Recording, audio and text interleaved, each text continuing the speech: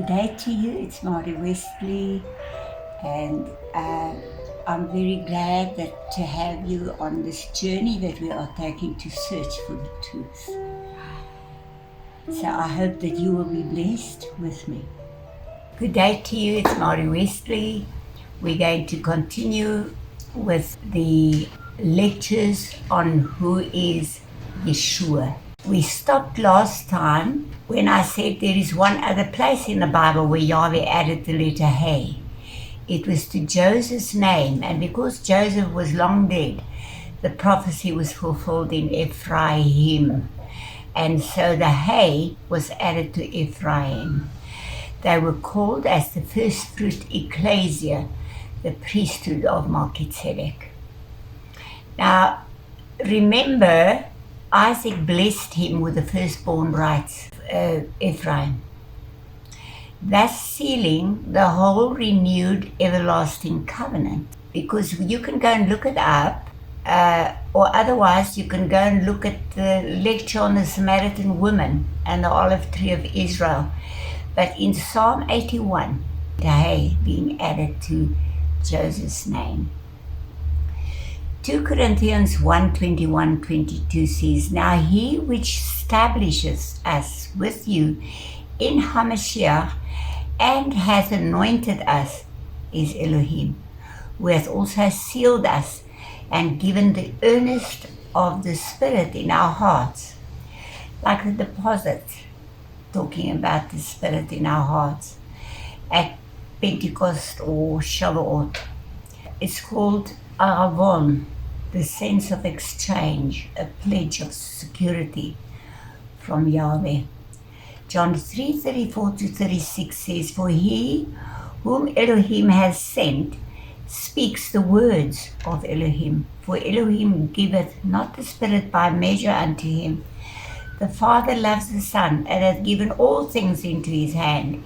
He that believes on the Son hath everlasting life, and he that believes not the Son shall not see life, but the wrath of Elohim abides on him. John 6:27 says, Labor not for the meat which perisheth, but for that meat which endures unto everlasting life, which the Son of Man shall give unto you, for him hath Elohim the Father sealed. Luke 4:1-12 says, And Yeshua, being full of the Holy Spirit, returned from Jordan, and was led by the Ruach Kodesh into the wilderness, being 40 days tempted of the devil. And in those days he did eat nothing. And when they were ended, he afterward hungered. And the devil said unto him, If thou be the Son of Elohim, command this stone that it be made bread. And Yeshua answered him, saying, It is written that man shall not live by bread alone, but by every word of Elohim. And the devil, taking him up into a high mountain, showed unto him all the kingdoms of the world in a moment of time. And this high mountain, I believe, was Mount Hermon, because when you stand on top of Mount Hermon, you see but everything. And then the devil said unto him, All this power will I give thee, and the glory of them, for that is delivered unto me, and to whomsoever I will give it. If thou therefore wilt worship me, all shall be thine. And Yeshua answered and said unto him, Get thee behind me, Satan, for it is written, Thou shalt worship Yahweh thy God, Yahweh Elohecha, and him only shalt thou serve. And he brought him to Jerusalem and set him on a pinnacle of the temple. The temple is called Heichal. And said unto him, If thou be the Son of Elohim, cast thyself down from here, for it is written, He shall give his angels charge over thee, to keep thee. And in their hands they shall bear thee up, lest any time thou shalt dash thy foot against a stone. And Yeshua answering said unto him, It is said, Thou shalt not tempt Yahweh Elohecha. And Luke 4:13-21 says, And when the devil had ended all the temptation, he departed from him for a season. And Yeshua returned in the power of the Spirit into Galilee. And there went out a fame of him through all the region round about. And he taught in their synagogues, being glorified of all. And he came to Nazareth, where he had been brought up, and as his custom was, he went into the synagogue on a Sabbath day, and stood up for to read. And there was delivered unto him the book of the prophet Isaiah. And when he opened the book, he found the place where it was written, and that was Isaiah 61, verse 1 to 2. The Spirit of Yahweh is upon me, because he hath anointed me to preach the gospel to the poor. He has sent me to heal the brokenhearted, to preach deliverance to the captives, and recovering of sight to the blind, to set at liberty them that are bruised, to proclaim the acceptable year of Yahweh. And Luke 4, verse 20 says, and he closed the book, and he gave it again to the minister, and sat down. And the eyes of all them that were in the synagogue were fastened on him. And he began to say unto them, this day is the scripture fulfilled in your ears. But they all wanted to stone him. But he just disappeared from amongst them.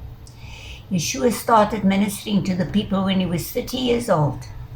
He opened the blind eyes, and he opened the prison doors, and he raised the dead. He ate with the poor and the destitute. He just loved to heal the sick, but was not accepted, especially by the priests and the Pharisees. Matthew 9, 20 to 22 says, and behold, a woman which was diseased with an issue of blood 12 years came behind him and touched the hem of his garment. For she said within herself, if I may but touch his garment, I shall be whole. But Yeshua turned him about, and when he saw her, he said, daughter, be of good comfort. Thy faith hath made thee whole. And the woman was made whole from that hour. The hem of his skirt or garment is kanaf, an edge or extremity, a wing, border or corner, and its fringes. It's the fringes. The tzitzit is a floral or wing-like projection, like a forelock of hair, a tassel, a fringe. This lady touched the tzitzit, the most holy place of Yeshua's garment, and was healed. The second time I walked on the Via Dolorosa, I composed this song. He walked along the cobbled street, upon his face a smile so sweet. People crowding around to see this holy man, the Nazarene. Words of wisdom and healing flowed to the people on that road. His love reached out to all around to see the sick and the lame all sound. One young woman so small and frail tried to reach him to no avail. With one last effort she cleared the way to touch his hem, then to hide away. Loving eyes searched through all around, then rested on the woman whose faith abound. Go in peace and sin no more.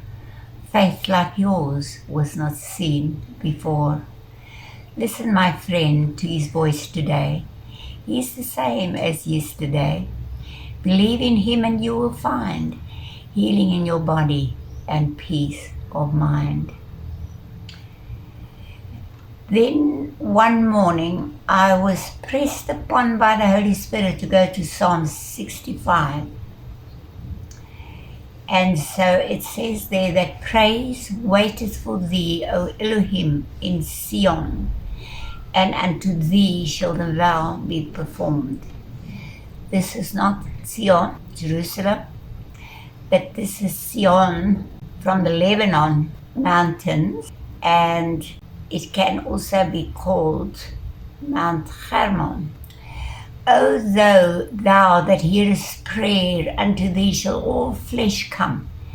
iniquities prevail against me, as for our transgressions, thou shalt purge them away. Blessed is the man whom thou choosest, and causest to approach unto thee, that he may dwell in thy courts.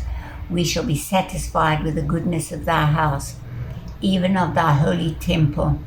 By terrible things in righteousness wilt thou answer us, O God of our salvation, who art the confidence of all the ends of the earth, and of them that are afar off upon the sea, which by his strength sets fast the mountains, being girded with power, which stilleth the noise of the seas, the noise of their waves, and the tumult of the people.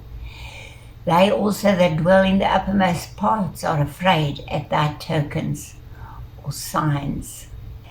Thou visitest the earth and waters it. Thou greatly enriches it with the river of Elohim, which is full of water. Thou preparest them corn when thou hast so provided for it. He's talking about the Jordan, the Jordan River, called the Descender. Thou waterest the riches thereof abundantly. Thou settlest the furrows. Thou makest it soft with showers. Thou blessest the springing thereof. Thou crownest the year with thy goodness, and thy paths drop fatness. They drop upon the pastures of the wilderness, and the little hills rejoice on every side. These hills are the little hills, Shenir and Amana on Mount Hermon. The pastures are clothed with flocks. The valleys also are covered over with corn. They shout for joy. They also sing. Now the Jordan, or the Jordan, is called the Descender. I believe that this river represents Yeshua, the descender from the heavens, who will bring life and peace and Yahweh's love back to his creation like a river of living water. Remember the Jordan at the bottom of Mount Hermon. They had the altar to Pan, and many children, firstborn children, were sacrificed there. Now the springing up is here called Tzemach, a branch, or a netzer, or natsar, or a shoot and descendant, Yeshua. We know that he is called the netzer and the natsar and the Tzemach. The crownest of the year is the first of Tishri, Rosh Hashanah. This day, the day of the blowing of shofars, is also called the day of shouting, Ruah. It's an ear-splitting sound. So here you can see it is a covenant shout, a shout of joy in triumph. And teruah, explanation of joy, the blowing of shofars, a battle cry. It was also the celebration of creation, the beginning of mankind, and the beginning of time. The binding of Yitzchak, or Isaac, and the birth of Yeshua. That is all that happened on that particular day. Matthew 16:13-19 says, And when Yeshua came into the coasts of Caesarea Philippi, I was also pressed to go to this because this is not my own cleverness that brought me all these scriptures. It was Yeshua. When Yeshua came into the coasts of Caesarea Philippi, he asked his disciples, saying, Whom do men say that I, the Son of Man, am? And they said, Some say that thou art John the Baptist, some say Elias, which is Elijah, and others Jeremiah, or one of the prophets. He saith unto them, But whom say ye that I am? And Simon Peter answered and said, Thou art the Christ, the Mashiach, the Son of the living God. And in the Hebrew, it is Atah hu Mashiach ben Elohim Chayim, Son of the ever-living Elohim. Peter's statement, You are Yeshua HaMashiach, the Son of the ever-living Elohim, is part of the statement of faith. It is the foundation of all believers in Yeshua. Verse 17 says, And Yeshua answered and said unto him, Blessed art thou, Simon Bar-Jonah, or Simon, son of Jonah, for flesh and blood hath not revealed it unto thee, but my Father which is in heaven. And I say also unto thee, that thou art Peter, and upon this rock I will build my ecclesia, or my house, and the gates of hell shall not prevail against it. And I will give unto thee the keys of the kingdom of heaven, and whatsoever thou shalt bind on earth shall be bound in heaven, and whatsoever thou shalt loose on earth shall be loosed in heaven. And they were all looking at the entrance of the underworld, where the firstborn sons were sacrificed. And Yeshua made this statement, the gates of hell shall not prevail against my church. Then I was pressed upon to go to Matthew 17, verse 1 to 9. And after 6 days, Yeshua taketh Peter, James, and John his brother, and bringing them up into an high mountain apart. You see, they were still at the same mountain. They were now halfway up on Mount Hermon, and was transfigured before them, and his face did shine as the sun, and his raiment was white as the light. We must remember that Yeshua is the very image of the Father. The brightness of his glory is outshining Chashmal, like brilliant amber electrum. You know, so far, I think there wasn't a page of all my lectures that I didn't speak about Yeshua, because the Bible reveals him just about on every page of the Bible. And behold, there appeared unto them Moses and Elijah talking with him. Then answered Peter and said unto Yeshua, Lord, it is good for us to be here. If thou wilt, let us make here 3 tabernacles, one for thee and one for Moses and one for Elijah. Because it was now the time for the Feast of Tabernacles. While he yet spake, behold, a bright cloud overshadowed them. And behold, a voice out of the cloud which said, This is my beloved Son, in whom I am well pleased. Hear ye him. And when the disciples heard it, they fell on their face and were sore afraid. And Yeshua came and touched them and said, Arise, and be not afraid. And when they had lifted up their eyes, they saw no man, save Yeshua only. And as they came down from the mountain, Yeshua charged them, saying, Tell the vision to no man, until the Son of Man be risen again from the dead.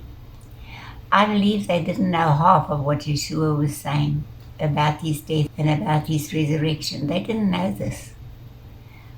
Overshadowed in Greek is episkiazo, to envelop in a haze of brilliancy.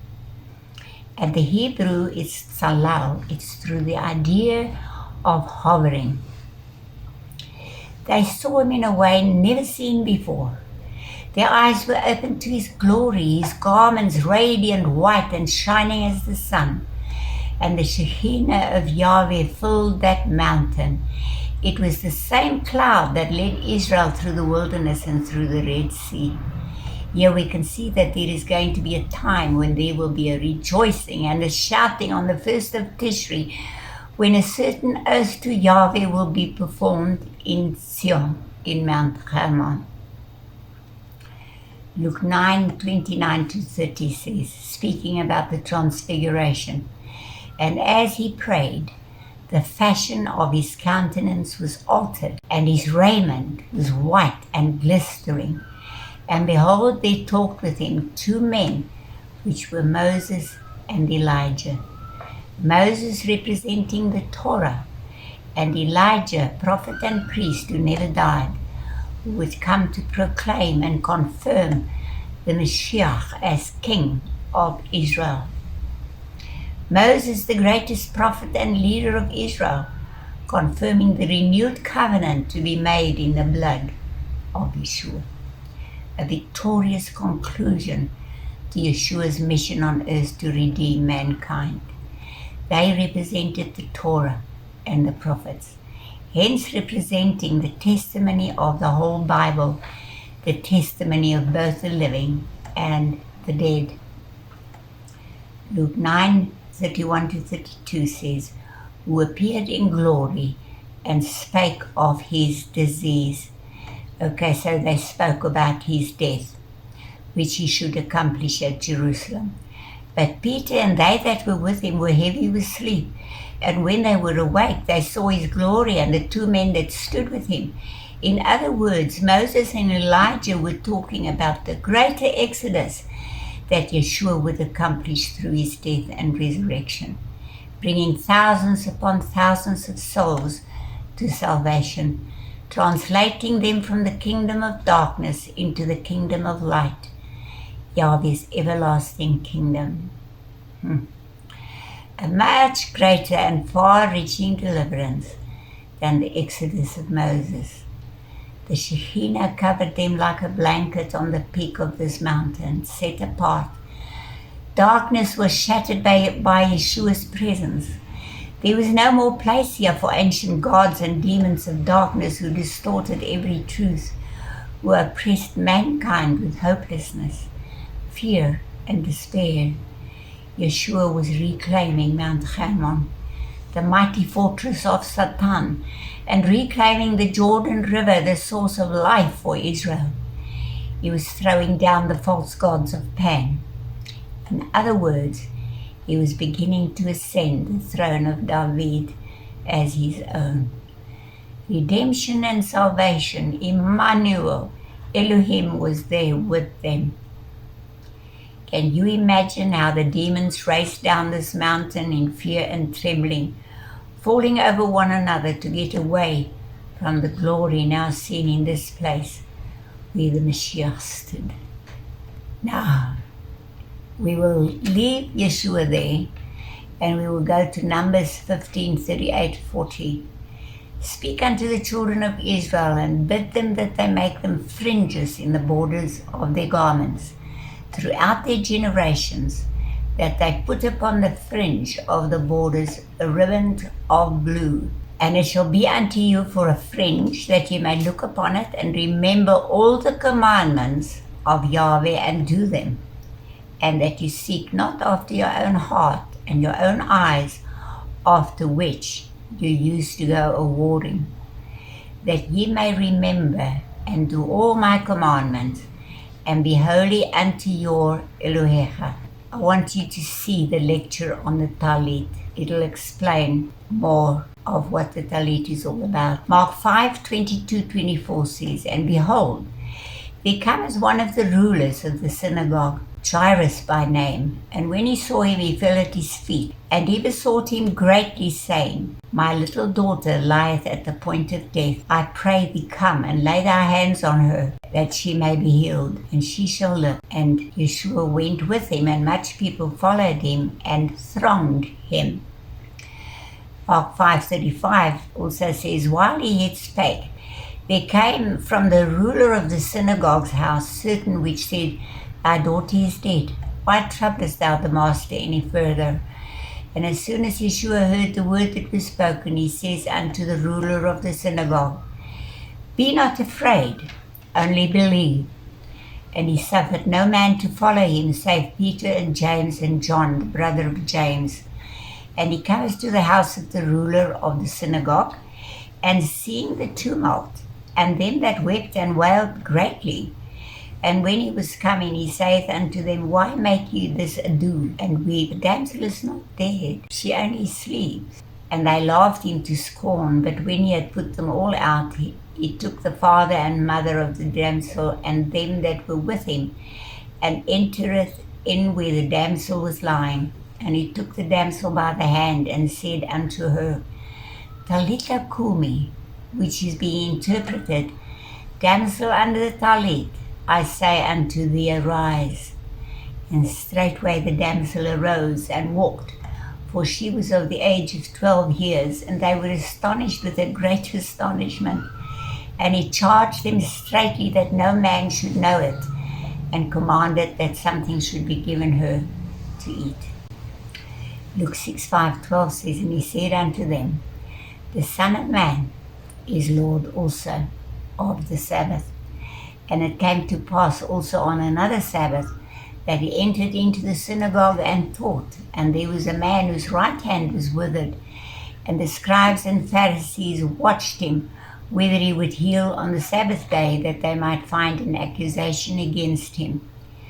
But he knew their thoughts, and said to the man which had the withered hand, Rise up and stand forth in the midst. And he arose and stood forth, and then said Yeshua unto them, I will ask you one thing. Is it lawful on the Sabbath days to do good or to do evil, to save life or to destroy it? And looking round about them all, he said unto the man, Stretch forth thy hand. And he did so, and his hand was restored whole as the other. And they were filled with madness, and communed one with the other, that they might do to Yeshua. And it came to pass in those days that he went into a mountain to pray, and continued all night in prayer to Elohim. And Luke 6:17-38 says, And he came down with them, and stood in the plain, and the company of his disciples, and a great multitude of people, out of all Judea and Jerusalem, and from the sea coast of Tyre and Sidon, which came to hear him, and to be healed of their diseases. And they that were vexed with unclean spirits, and they were healed. And the whole multitude sought to touch him, for there went virtue out of him, and healed them all.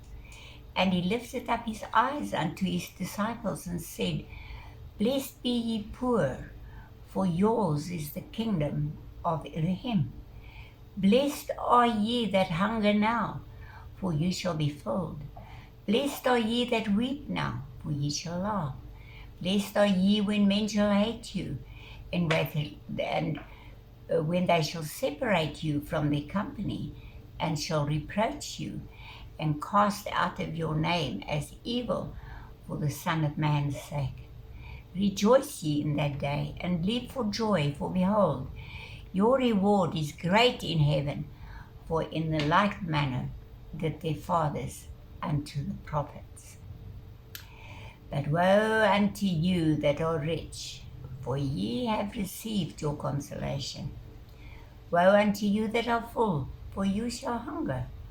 Woe unto you that laugh now, for ye shall mourn and weep. Woe unto you when all men shall speak well of you, for so did their fathers to the false prophets. But I say unto you which hear, love your enemies, do good to them which hate you, bless them that curse you, and pray for them that despitefully use you. And unto him that smiteth thee on the one cheek, offer also the other. And him that taketh away thy cloak, forbid not to take thy coat also. Give to every man that ask of you, and of him that taketh away thy goods, ask them not again. And as you would that men should do to you, do you also to them likewise. For if you love them which love you, what thanks have ye? For sinners also love those that love them. And if you do good to them which do good to you, what thanks have you? For sinners also do the same. Yeah.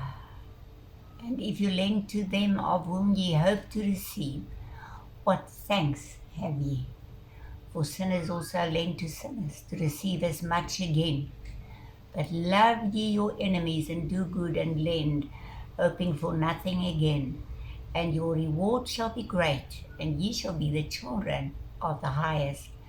For he is kind unto the unthankful and to the evil. Be ye therefore merciful, as your Father also is merciful.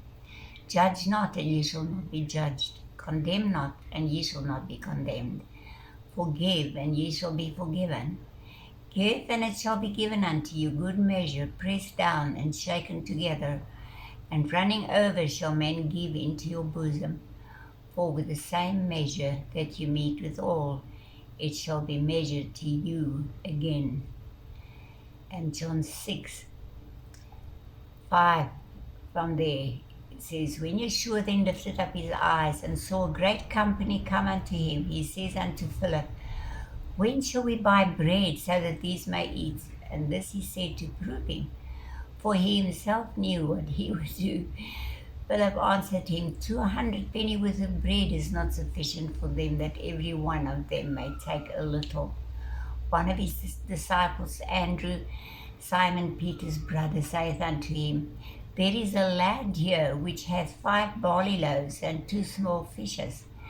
But what are they among so many?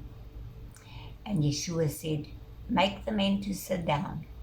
Now there was much grass in the place. So the men sat down, in number about 5,000. And Yeshua took the loaves, and when he had given thanks, he distributed to the disciples, and the disciples to them that were set down, and likewise of the fishes as much as they would. When they were filled, he said unto his disciples, gather ye up the fragments that remain, that nothing be lost.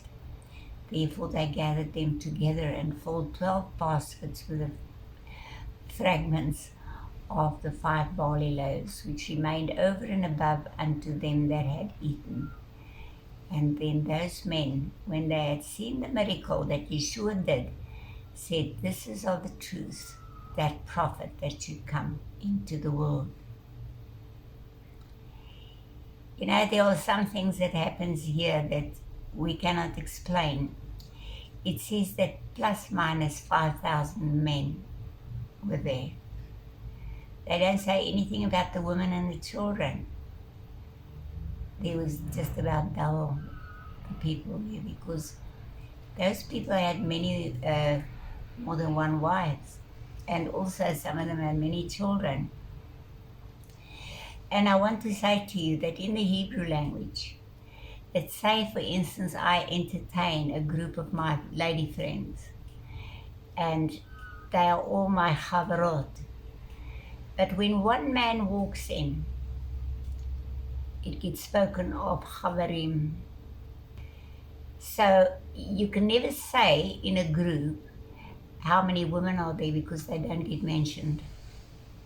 But when a man comes, one man, then all becomes chavarim, not chavarot. It is just so. When I asked my teacher one day, why is this? She doesn't know, but that's the way it is. So here, John 8:51-59 says, very verily I say unto you, if a man keep, he's not saying it must be a Jew, it must be this one. He said, if any man, if any person, in other words, keep my saying, he shall never see death. Then said the Jews unto him, now we know that thou hast the devil. Abraham is dead, and the prophets, and thou sayest, if a man keep my saying, he shall never taste of death. And art thou greater than our father Abraham, which is dead, and the prophets are dead? Who makest thou thyself? And Yeshua answered, if I honor myself, my honor is nothing. It is my Father that honors me, and of whom ye say that he is your Elohecha. Yet you have not known him, but I know him. And if I should say I know him not, I shall be a liar like unto you. But I know him, and keep his saying. Your father Abraham rejoiced to see my day, and he saw it and was glad. Then said the Jews unto him, thou art not yet 50 years old, and hast thou seen Abraham? And Yeshua said unto them, verily, verily, I say unto you, before Abraham was, I am. Then took they up stones to cast at him. But Yeshua hid himself and went out of the temple, going through the midst of them, and so passed by. So let's return to the lecture of Melchizedek, just to see a little bit more about who Melchizedek was. Melchizedek means my king of righteousness. Genesis 14:18-20 says, and Melchizedek, king of Salem, which is Shalem, means finished, complete, perfect, brought forth bread and wine, and he was the priest of the Most High God, Elyon. And he blessed him and said, blessed be Avram of the Most High God, possessor of heaven and earth, and blessed be the Most High God, which hath delivered thine enemies into thine hand. And he, Abraham, gave him tithes of all. I believe that Yahweh destined it so that Abraham could have this encounter with Yeshua, the renewed covenant high priest of the future, through whom Yahweh's great plan of redemption would be made a reality. He not only blessed Abraham in that special way, but he also had a covenant meal with him, and it meant that they would be friends for life. I believe that Melchizedek was a theophany of Yeshua. We do not know what they discussed because of what Yeshua said to the Pharisees. It seems that Abraham knew about Yeshua's mission, and because he gave tithes to Melchizedek of all he had, the way was now open for Yahweh to make an unconditional, everlasting, renewed blood covenant with Abraham and with all his future offspring, also those who had assimilated into the nations, and the whosoever will. It will secure the salvation of the Gentiles. This was Yahweh's great plan of redemption from the beginning. Hebrews 7:3 says, speaking about Melchizedek, he was without father, without mother, without descent, having neither beginning of days, but made like unto the Son of Elohim, abideth a priest continually. And Luke 13:10-16 says, and he was teaching in one of the synagogues on the Sabbath. And behold, there was a woman which had a spirit of infirmity 18 years, and was bowed down together, and could in no wise lift up herself. And when Yeshua saw her, he called her to him, and said unto her, Woman, thou art loosed from thine infirmity. And he laid his hands on her, and immediately she was made straight, and glorified Elohim. And the ruler of the synagogue answered with indignation, because that Yeshua had healed on the Sabbath day, and said unto the people, there are 6 days in which men ought to work in them. Therefore come and be healed, and not on the Sabbath day. And the Lord, Adon, then answered him and said, thou hypocrite, doth not each one of you on the Sabbath loose his ox or his ass from the stall, and lead him away to watering? And ought not this woman, being a daughter of Abraham, whom Satan hath bound, lo, these 18 years, be loosed from this bond on the Sabbath day? Yeah. John 3:14-19 says, and as Moses lifted up the serpent in the wilderness, even so must the Son of Man be lifted up, that whosoever believeth in him should not perish, but have eternal life. For Elohim so loved the world that he gave his only begotten Son, that whosoever believes in him should not perish, but have everlasting life. For Elohim sent not his Son into the world to condemn the world, but that the world through him might be saved. And he that believeth on him is not condemned, but he that believeth not is condemned already, because he hath not believed in the name of the only begotten Son of Elohim. And this is the condemnation, that light is come into the world, and men love darkness rather than light, because their deeds were evil. To understand these scriptures, let us return to Numbers 21:5-9. And as people spake against Elohim and against Moses, now wherefore have you brought us up out of Egypt to die in the wilderness? For there is there no bread, neither is there any water, and our soul loatheth this light bread. And Yahweh sent fiery serpents among the people, and they bit the people, and much people of Israel died. Therefore the people came to Moses and said, We have sinned, for we have spoken against Yahweh and against thee. I pray unto Yahweh that he take away the serpents from us. And Moses prayed for the people. And Yahweh said unto Moses, Make thee a fiery serpent, and set it upon a pole. And it shall come to pass that every one that is bitten, when he looks upon it, shall live. And Moses made a serpent of brass, and put it upon a pole. And it came to pass that if a serpent had bitten any man, when he beheld the serpent of brass, he lived.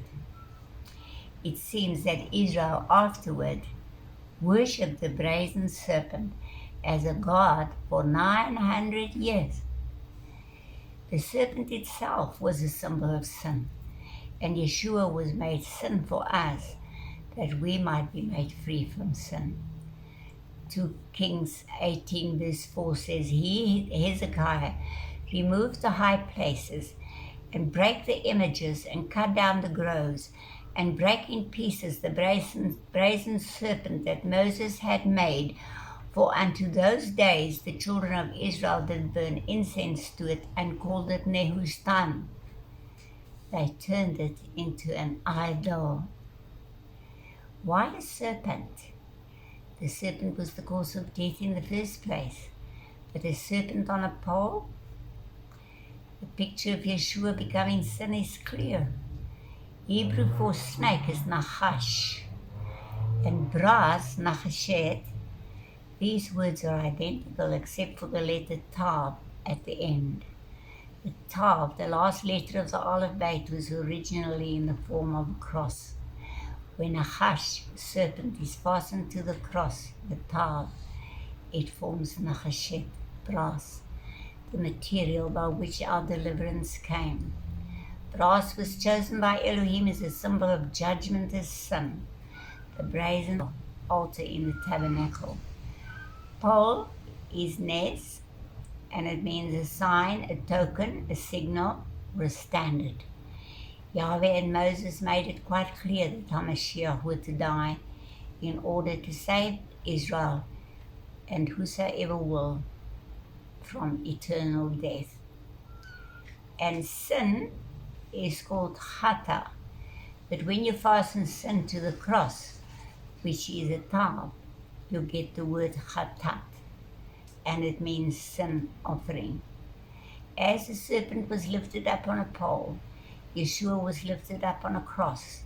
The sick of Israel received healing by looking at the brazen serpent. Others have received healing by looking at Yeshua. Even to today, he was the perfect sin offering promised to save his nation. Isaiah 53:1-9 says, Who has believed our report, and to whom is the arm of Yahweh revealed? Arm here is called Zeroah, an arm as stretched out. Also the lamb shank bone on the Passover table is Zeroah, and revealed is Galat, and it means revealed to denude, strip, betray, disclose shamelessly. So this is why we know that Yeshua was naked on the cross. For he shall grow up before him as a tender plant, and as a root out of a dry ground. He has no form nor comeliness, and when we shall see him, there is no beauty that we should desire him. He is despised and rejected of men, a man of sorrows and acquainted with grief, and we hid as it were our faces from him. He was despised, and we esteemed him not. Surely he hath borne our griefs and carried our sorrows, yet we did esteem him stricken, smitten of Elohim, and afflicted. But he was wounded for our transgressions, he was bruised for our iniquities. The chastisement of our peace was upon him, and with his stripes we are healed. All we like sheep have gone astray, we have turned everyone to his own way, and Yahweh hath laid on him the iniquity of us all. He was oppressed and he was afflicted, yet he opened not his mouth. He is brought as a lamb to the slaughter, and as a sheep before his shearers is dumb, so he opened not his mouth. He was taken from prison and from judgment, and who shall declare his generation? For he was cut off out of the land of the living. For the transgression of my people was he stricken. And he made his grave with the wicked and with the rich in his death, because he had done no violence, neither was any deceit in his mouth. Cut off out of the land of the living was prophesied by Daniel in 9:26. And after 62 weeks shall Messiah, or Mashiach, be cut off, but not for himself. And the people of the prince that shall come shall destroy the city and the sanctuary. We know it was Titus that this came from the Romans, but the prince that shall come shall be the Antichrist of the latter days. Isaiah 53:10-12 says, Yet it pleased Yahweh to bruise him. He hath put him to grief when thou shalt make his soul an offering for sin. He shall see his seed, he shall prolong his days, and the pleasure of Yahweh shall prosper in his hand. He shall see of the travail of his soul, and shall be satisfied by his knowledge. Shall my righteous servant justify many, for he shall bear their iniquities. Well, it speaks of him. He will be resurrected. Therefore will I divide him a portion with the great, and he shall divide the spoil with the strong, because he hath poured out his soul unto death, and he was numbered with the transgressors, and he bare the sin of many, and made intercession for the transgressors. I think we had enough today, so I'm going to leave it until next time when we come together again. Ari Wesley signing off. Shalom, shalom. Thank you for joining me today on today's journey. I hope you will join me again next time. So, shalom for today until I see you again.